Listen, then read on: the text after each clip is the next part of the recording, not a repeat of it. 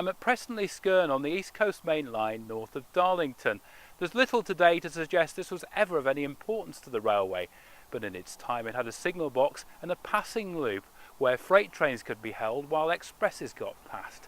And on Friday the 7th of May 1965 it was the scene of a major derailment. English Electric Type 4 locomotive number D350 was hauling a York to Newcastle goods train which derailed after fouling a set of points, causing 350 to topple over into a ditch next to the line.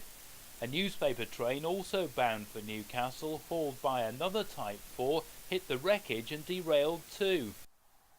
Although the two crew members on each of the trains were taken to hospital for treatment, none of them were seriously hurt, and they were all allowed home the same day.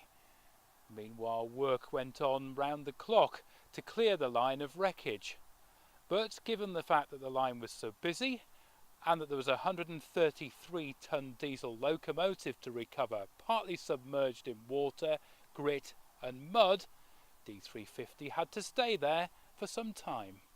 There seemed to be some concern in the press that the £100,000 locomotive could fall victim to vandals or thieves, with the Durham Advertiser quoting a police spokesman as saying, "It's covered up and well secured with tarpaulin," adding that it could be seen from the signal box. What nobody could have predicted, though, was that the area would be the scene of another dramatic incident. Just 5 days after the derailment, an American Air Force Super Sabre fighter jet exploded in mid-air over nearby Bradbury, with witnesses describing a scene of billowing black smoke and falling wreckage. Pilot, 30-year-old Captain Marshall M. Crute, had aimed for open space and managed to eject safely, after realising the plane wouldn't hold out long enough for an emergency landing at Teesside Airport. The falling wreckage caused further problems for the railway by disrupting the power supply to signals. And as if that wasn't enough, the bus that was carrying the US investigation party to the crash scene was itself involved in a collision with a car, although again, fortunately, no one was hurt.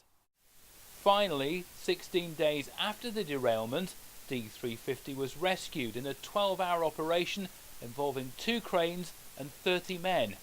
It was put back on the rails, and as you can see from this photograph taken at York a few days later, it was little the worse for its ordeal, apart from a few missing windows and plenty of mud and weeds, and after repairs it continued in service for another 20 years.